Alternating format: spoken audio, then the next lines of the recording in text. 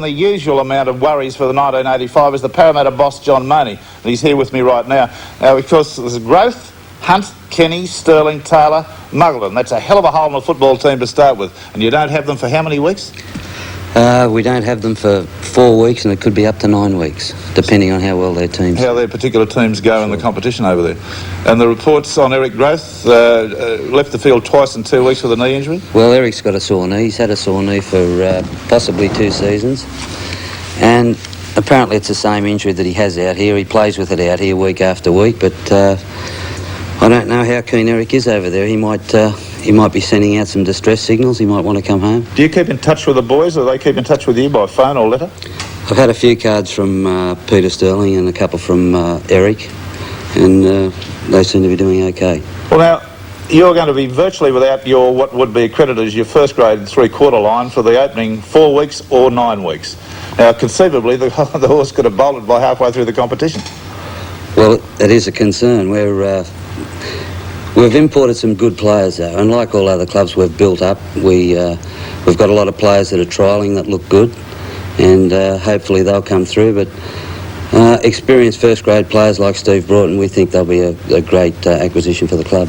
Just how much of a blow, John, was it to lose the grand final last year? Silly question probably to ask. I suppose you thought your world had finished there for a while, didn't you? Well, it was quite shattering, and it took me about 4 months to watch the replay. Did it really? But, you know, it's a tough business that we're in, rugby league, and first grade rugby league is about winning games of football, and we did particularly well to get to the grand final. Of course, like all the other clubs, we expected to win it, and it was very disappointing when we didn't win it. But that's over. There's new premiers, Canterbury Bankstown, and we'll be after them this season. Well, I think they'll find it's not easy being premiers, obviously. It's a very hard thing being a premier, isn't it? Well, it's a climb to the top of the tree, and Canterbury have reached it now, and of course we've been pushed off, but you know, they'll find it a little harder. The Nigel Tate situation, the player that you're having litigation with at the moment, hopefully getting him? Like all court decisions, the judge seems to have deferred his decision, and he's a player that we really do need, Nigel Tate, and you know, I'm hoping that we do come up with him. Yeah. Well, look, John, we're going to be sitting here for a while. I'm going to get you to sit and watch this rugby league match with me, and we'll chat again as we go through, because I like your opinions on the game too. You'll have seen it for the first time. I've seen it before. But our rugby league game today between the two famous English clubs, they are Leeds and Wigan. Now, Leeds, of course, is Yorkshire, and Wigan's a Lancashire side. It's at the Headingley Ground in Leeds, Yorkshire. Now, in the Leeds side are Neil Hunt. You'll be very interested to see him go around. He's from Parramatta. There's Tony Curry, Fullerton Smith, Patterson and Terry Webb, all of Brisbane. While Wigan have New Zealand international Graham West in the second row, all 6'7" of him. He's a huge bloke. And the flying east swinger, John Ferguson. Look for the try he scores. You'll never see a better one in terms of a solo effort. I had my first experience of rugby league playing in England from 1951 to 54 with the league club. And in those days, the Poms were the champions. The football was hard and very, very ruthless. But times changed, and so has English football. But let's just continue on with this game now, because I think you'll find it a very, very interesting game of football. Disconcerted by the heavy drizzle coming down, but instructing Leeds, Kevin Dick, number 7 to kick off, and he does too to Wigan in the traditional cherry and white hoops. Henderson Gill already getting a first touch of the ball. Leeds, of course, in the usual colours of blue and amber. Very heavy rain overnight, but the Headingley pitch in perfect condition. Really is a good covering of grass. But I think already we can see there in Henderson Gill weaving and bobbing about. It's going to be very slippery. Wigan getting the feel of the game. Should be a very close match, Alec. It's going to be very interesting, Ray. The tactical part of the game, obviously a very slippy underfoot, and it'll be interesting to see who uses the conditions the better, because the team what makes the most mistakes today will get punished. Trevor Pattinson there, number 10 for Leeds, running onto the ball well. Aaron to Creaser, just didn't get the gap. Well spotted by Henderson Gill, good wing play there, coming in for the centre, but Leeds still on the attack. Oh, beautiful ball there. Tony Curry, has he got the legs outside him? He has. He's going for that line. Oh, straight into the hands of Henderson Gill. Copybook covering there from Henderson Gill. Coming across,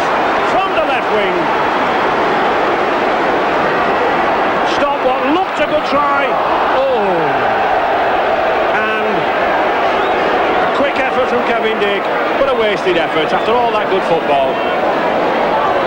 Ferguson. Very elusive player, this man. Very slight, very small, but keeps going. Oh, and made the play too. Oh.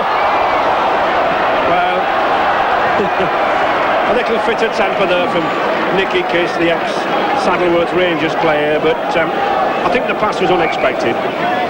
First real touch of the game for loose forward Ian Potter. Scrum down just on the 25-yard area. Wigan already taken the first 2 scrums, but the first to Leeds.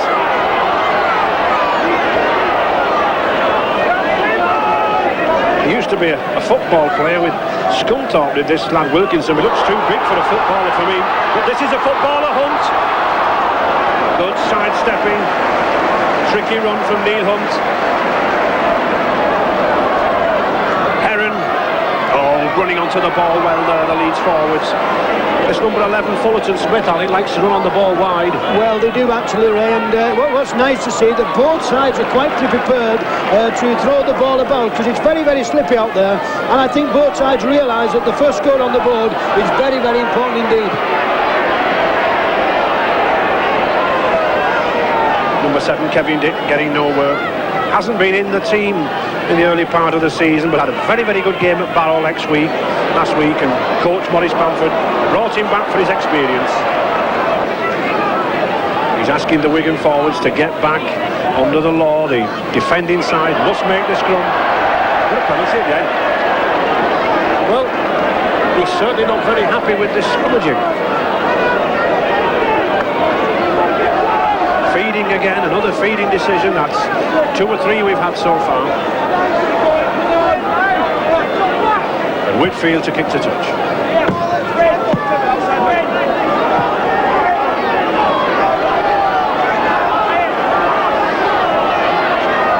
Still no score, Leeds 0, Wigan 0. Very, very tight defences.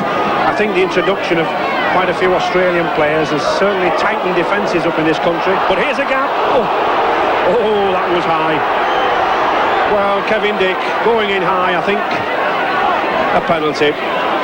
Well, I think, you know, the rule states here you must tackle the man and not leave going. As Graham Pass lets the ball go here, just watch Kevin Dick. Does he stiff arm him, but he does hold on to him, so that tackle's legal. These 2 points are vital in a game of this quality. Oh! Well, he bows his head. Poor attempt, and Leeds breathe again. Still no points each, and 6 points have gone begging there from Whitfield's trusty boot.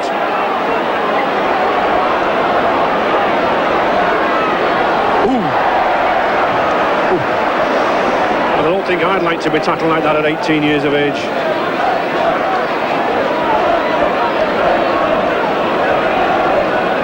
Some really solid grafting tackling going in here from both packs of forwards. To Gill. Oh, good dummy. He keeps going, this lad. He's a very, very strong lad, very well built around the chest and shoulders, really wants some knocking down.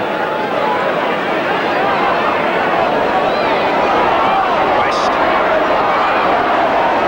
Just couldn't quite get the ball away, Stevenson. Ferguson.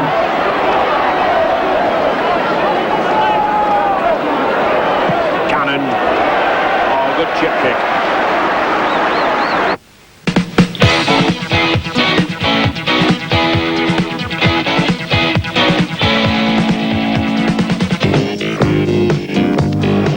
Only foul play, penalised by a kick and goal. Leeds going for the line. Kevin Dick, he's a strong, busting scrum half this. Built like a billiard ball, knocking people off. Oh, is he in? Yes, he's in! Oh, Teddy Webb! From Brisbane, Queensland, throws the ball up in the air, and a shot, snap try, but nevertheless it's 4 points to Leeds. Well, this is what he tried. He wants with Kevin Dick. Teddy Webb sees the line, puts all his weight there, puts the ball down, and missed it right on the spot towards a try. And is he pleased about this? And he does. Touch judges' flags raised aloft, Leeds' hearts raised aloft, and youngster Creaser puts the score in Leeds' favour, 6 points to 0.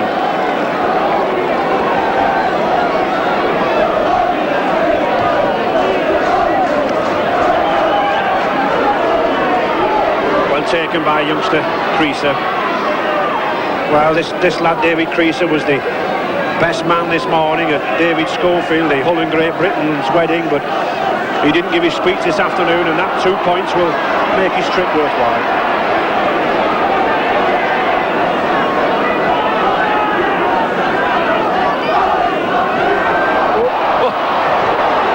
Play on. Kevin Dick hanging about as a good scrum half, hovering around his forwards, picking up loose balls like that. I like the play of this lad David Heron, number 13, Alec. Well, the Leeds number 13, Ray, is very quick, and he's penetrating quite a lot in the Wigan defence. Henderson Gill.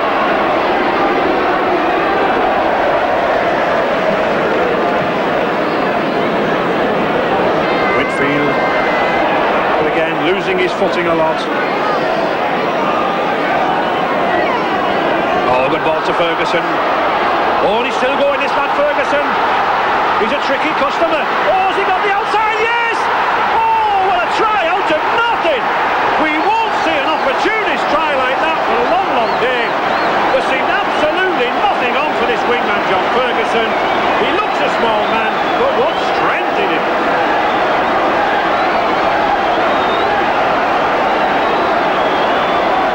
They call this fella really the next Billy Boston, but here we have it. Henderson Gale, a quick play of the ball here. The ball's moved out by Wigan. Mark Cannon again to Brian Case, who holds the ball, and look who's there. John Ferguson. They rate him a second Billy Boston, knocks another man off. John Holmes in pursuit. Just now watch how he beats the fullback. Onto his right, onto his left, away. Fine acceleration, knocks the wingman off as though he's not there. This is one of the good tries of the season. He nearly stumbles, but he's determined to get there. What a very good try, and it's very, very good indeed. Oh, but no. Another miss, sad miss, fourth miss there for Colin Whitfield. So Wigan still trailing by that 2 points.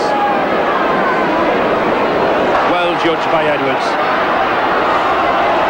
But no way through. Those two youngsters having a good battle there, Creason and Edwards. And another good tackle from Creason.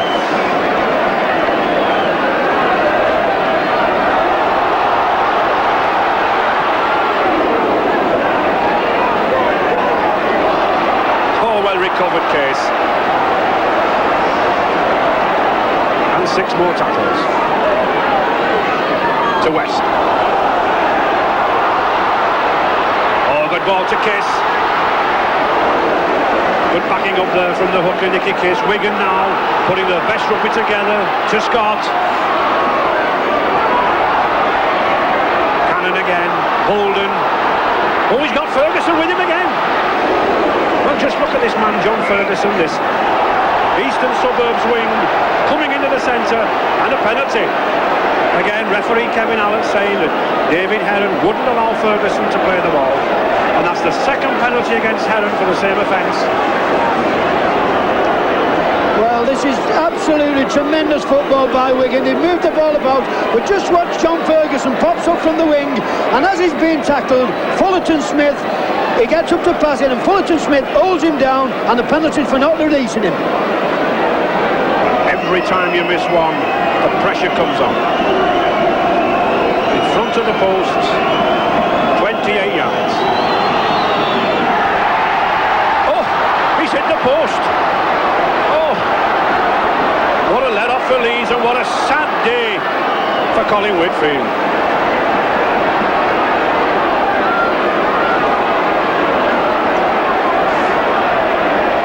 Leeds, I think, will be grateful for that. So Leeds still keep hold of that slender lead, 6 points to 4.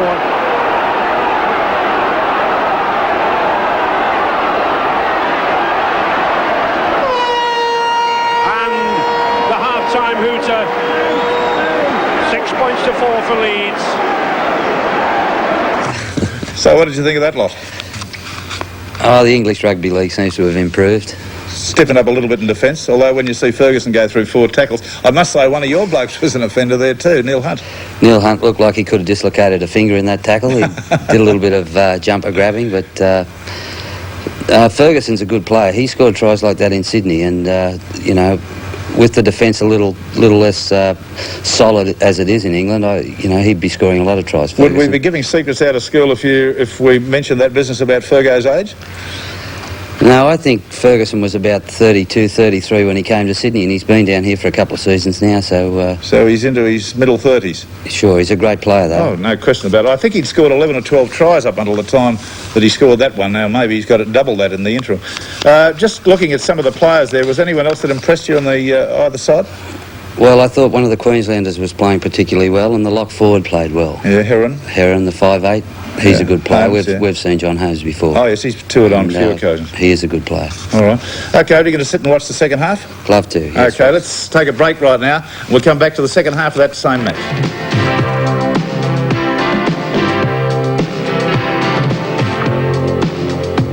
But to no avail. Feeding. Keith Holden, the Wigan scrum half, adjudged to have put the ball in, not straight.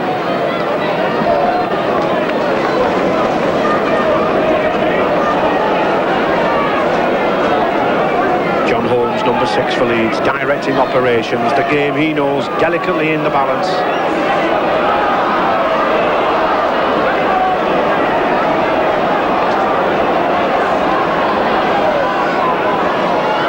An indication of how close the game is. The score 6-4 to Leeds, the scrums 3 each, and the penalties 8 each. We couldn't have anything closer than this match. Fullerton Smith likes to run out wide, this Fullerton Smith, Alec. Yes, he does, Ray, and it's nice to see now that Leeds forwards are stepping up the pace a bit, because they're making a lot of ground every time they got the ball. Beautiful ball from substitute Ricky Lullen, well taken by Creaser. 10 yards now from that Wigan line. Leeds in attack. Heron. Oh, he's got the legs. He's got to get to the... Oh! But still Leeds ball. Hunt.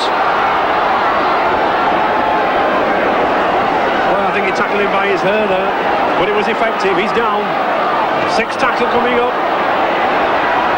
Play on. Another 6 tackles, the attempted drop goal by David Ward, replayed by a Wigan man, Wilkinson, and suddenly this game hovered, could go either way. Webb,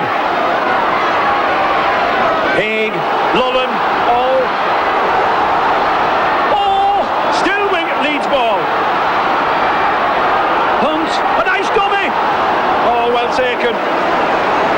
Well, I don't think the players know who's got the ball here now. Leeds crowd roaring them on. Terry Webb. Is he going through? No. Oh. And John Pendlebury. Well, referee Kevin Allen, I think, has given a forward pass. But Wigan, I'm sure, we're very grateful just for play to stop, and it's their head and ball. Holden to put the ball in, and they must get this. Well, ball straight on. Very big, strong Leeds pack, certainly putting a shove on. And feeding. Well, a penalty to Leeds, differential penalty, of course. Only goal for a penalty, a foul play from the scrum. Leeds on the attack. Webb. 5 yards now. To Dickinson, driving in. 15 stone, he's got the ball away. Good tackle from David Stevenson. The pressure on Wigan. Heron. Holmes. And a forward. Neil Hunt. Just left wing for Leeds, looking to get into the action, but a forward pass stopped him from doing so. It's quite interesting, Ray, to see now that Leeds have really stepped up a pace and having most of the play. Wilkinson, is he going to go for the line himself? Oh, but well taken by youngster Sean Edwards. 5 yards from the line. He's playing in himself. He's over. He's back. Oh. A yard from the line. Tremendous pressure. Webb to Holmes. Oh.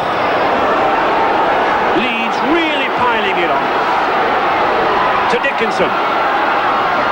Holmes, Mullen, but all credit to this Wigan defence. They've done a lot of work in tackling, a lot of work defence, and my word, do they need it. Holmes, oh! And the crowd groan again. Tony Curry just couldn't take that ball. And doesn't John Ferguson look relaxed? You wouldn't think there was a game going on.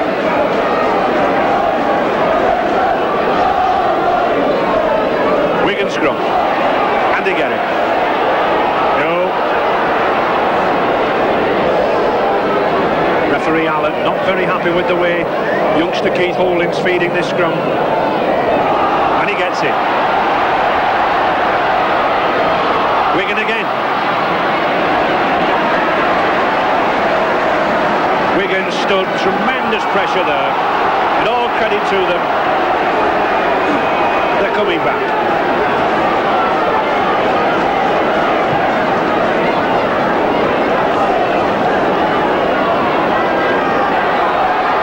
But now it's Wigan's turn. Pendlebury. Cannon.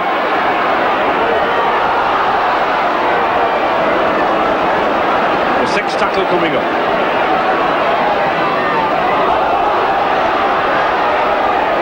Oh, well taken by Wilkinson. Had a fine game, this fullback. Oh, good 30-yard recovery. Still 6 points to 4. Leeds clinging to that win.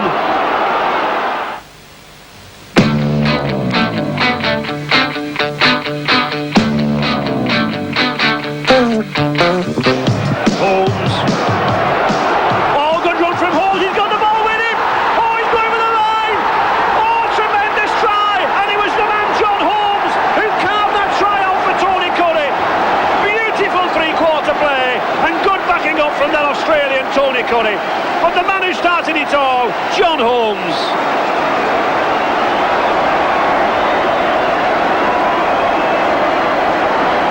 Well, we've been waiting for a flash of genius, and this is it. This is the man, this is the superstar. John Holmes, timed to perfection between two men. Tony Curry, this fella's got pace, and although the Wigan wingman Henderson is chasing him, he's just coasting home, and Ferguson just can't get there. What a brilliant try. He takes his time. A good strike, but no.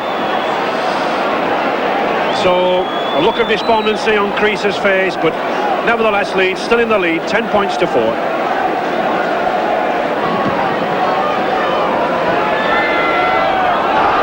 Oh, well, a knock on. Yes. Youngster Crease, I think, not judging the speed of the ball coming off the wet grass. So a knock on in the in-goal area, and that's a drop out between the posts. So a chance for Wigan to hit back right away. They did so in the first half with that Ferguson try within 3 minutes of Terry Webb's try for Leeds. Now the pressure's on Wigan. Mark Cannon. Oh, good chip. But he's lost it. Offside. Yes, an offside decision. Neil Courtney driving in, edging in. I think Wigan will attempt to use one or two of the forwards they are to bring in the pack. Oh, to Pendlebury. He's got... Oh, no support. 2 yards from the line. 4 tackles to go. Holding to Potter. To Stevenson. Good crunching tackle there from John Holmes. Wigan, Holden, Ferguson. Cannon. Well, he fell over his own man. Leeds defence still holding out. Graham West. Oh. 2 minutes left. Cannon's going in. Oh, but well taken. Well taken by John Holmes. Tackle in the in-goal area. Drop out to Leeds, so that should keep Wigan on the attack. The crowd booing the Leeds players. They think they're taking the time. Seconds are ticking away. David Heron, he'll not be too upset. Man of the match for Leeds, number 13. And Scott.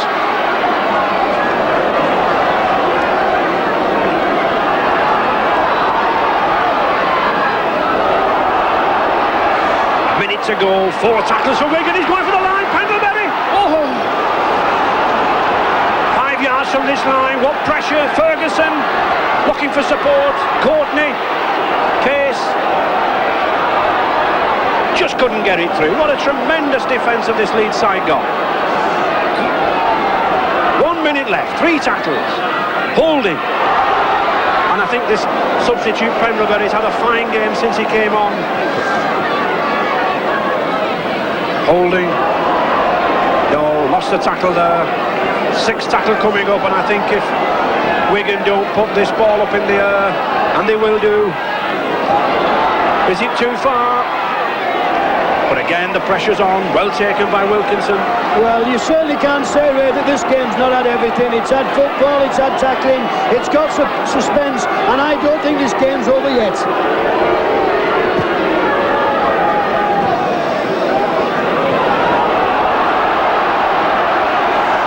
Wigan again, 6 tackles, seconds remaining.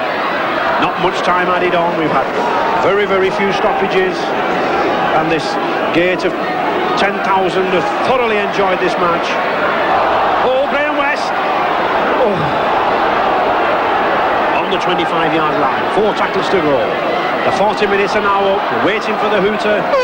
And there it is. Yes. Roy Dickinson leaps in the air, and what a well-fought game.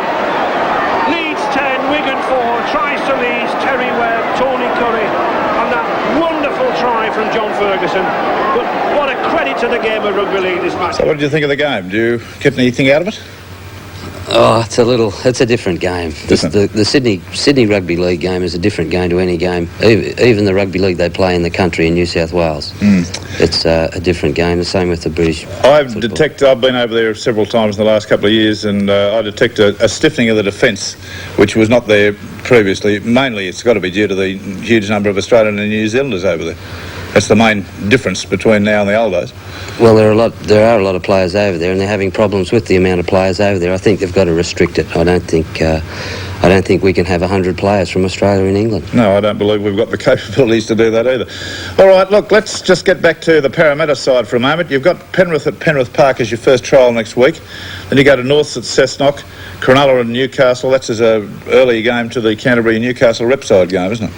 Yes, that'll be an interesting game, playing against the Cronulla Sharks, and of course Jack will be up there, and I'm sure that it'll be a great game. Well, he had a pretty comfortable win yesterday over the Illawarra Steelers. I say he, I mean the Cronulla Sharks. They won 26-0, 4 tries to 0. I know that it was a pretty good defensive effort, so that's something for you to look forward to.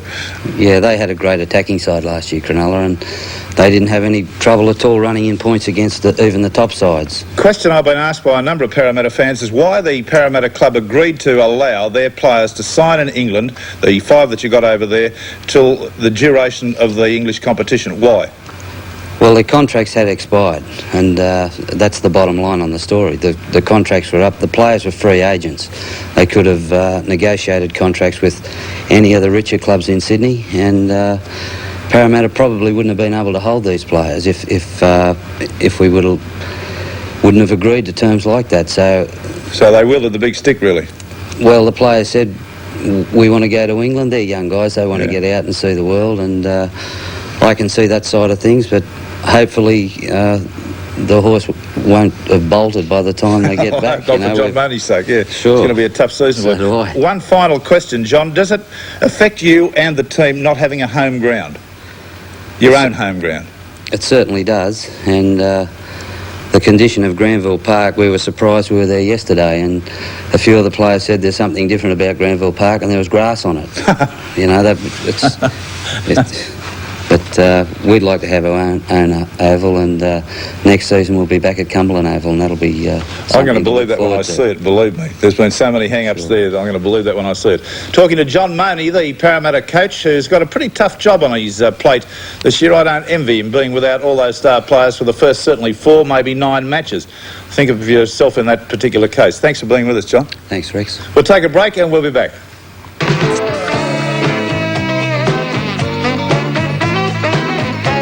thousands of kids play rugby league every weekend, of course. They train and they hope that one day they might play first grade in Sydney. And Sydney's the mecca of league, but it takes more than skill and luck to make the grade.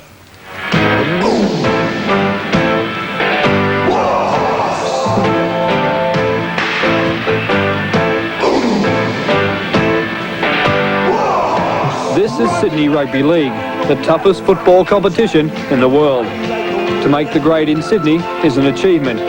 Staying there is a matter of survival.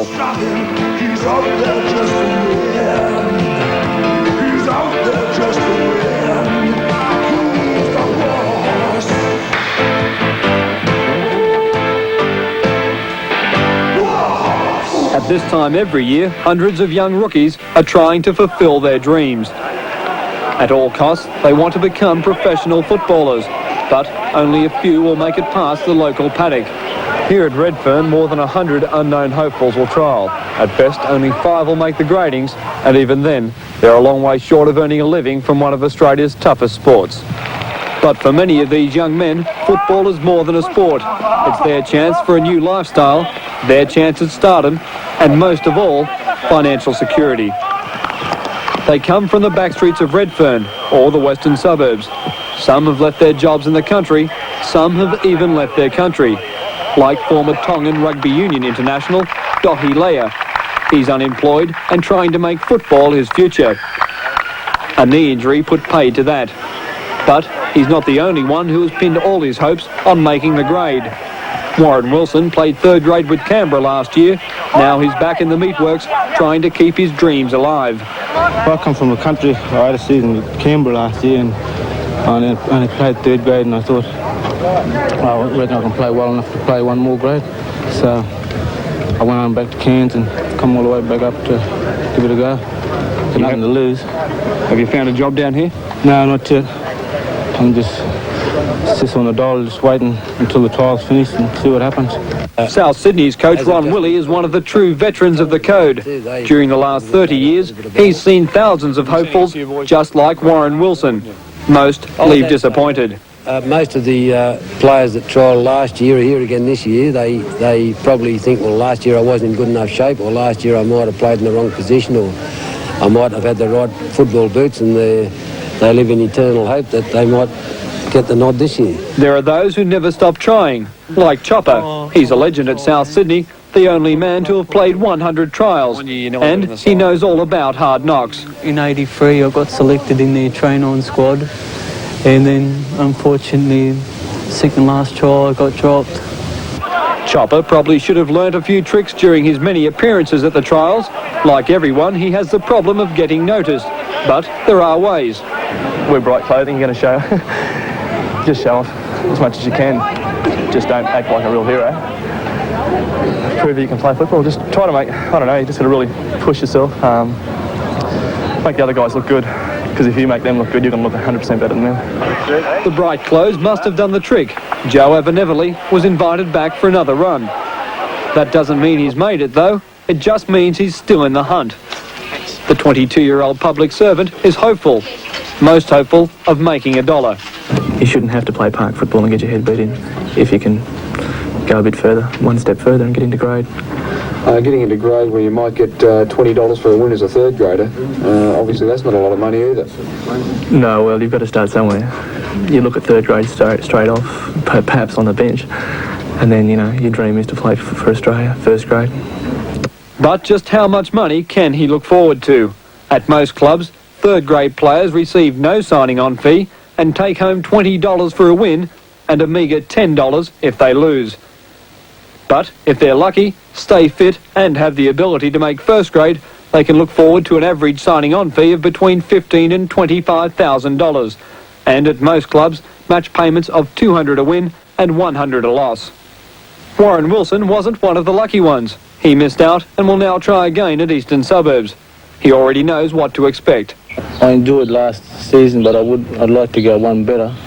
You know, reserve grade or even possibly first grade. How much money would you say you cleared last year out of a season at Canberra after coming down from Cairns?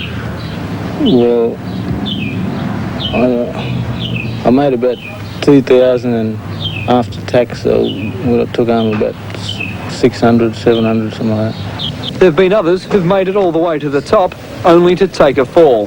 Tamworth is a long way from the blood, sweat and tears of Sydney football, but this time last year, Chris Guider was going through the rigours of trialling with St George. He was one of the lucky few and made it. He was also an overnight hit, reaching first grade in his rookie season. But there'll be no more Man of the Match awards for Guider, no more fans clamouring for his autograph. After one season in the big time, he's washed up at just 22. Guider was another battler who saw football as his ticket to the top. He had some outstanding games for St George last season after coming to Cogra as a relative unknown. But doctors found that one of his kidneys is not functioning. To play football was to risk death. In fact, Guider was doing just that every time he took the field. He was born with the problem, but it has only recently been detected. So now his only sporting involvement is social cricket with his mates, while in a cupboard at home there's a contract valued at $25,000 collecting dust. The after-game activities might be the same, but despite the smile, it's quite obvious this man wants to be somewhere else. I was pretty disappointed, really. I had my heart set on playing in Sydney for, as long as I could. And it's my career, and it's what I've concentrated on all my life. And at the moment, I'm just not really sure what I can do now. Was it your big chance to get out of the building trade and get out of Tamworth? Yeah, well, I thought so. I like the building trade, but there's not a lot of future in it for me. And I saw rugby league as a stepping stone to something else. I guess it was a stepping stone to financial security too. Oh yeah, for sure. If I kept playing first grade, for sure. And you've got a contract sitting back at home now for a fair bit of money, and it's not worth anything now, is it? No, it's a bit disappointing to look at that contract and see them there in black and white, but it's no good to me now. But every professional sport has its major success stories, like Balmain's Wayne Pearce, who overcame all the hurdles to a point where he's now set for life. At 23, he's already toured Britain with the Kangaroos, writes a newspaper column, and has given up teaching for a lucrative promotions contract. But he has worked every step of the way. Pretty tough one. Takes the wind out of every now and then. You probably work harder on your fitness than any other player. You're 24 this year. How many years you got left in the game? Well, John, the way the game's going, it's becoming faster and faster. And I think that the retirement ages of players is going to become lower and lower. Looking at it realistically, I think players who rely a lot on fitness and agility on the field probably won't be able to go beyond about 27, 28 years of age. Now, players go on to play the extra 1 or 2 years just for the financial side of things. Well, if that's the reason that those players are playing, then they're definitely not going to be the noticeable players or the stars that they were when they were younger, because if they're playing for the money, then they haven't got the hunger. It's a long, hard road from Redfern Oval on a rainy summer's morning to the lifestyle of Wayne Pearce. So don't expect to see too many of these hopefuls wearing the green and gold.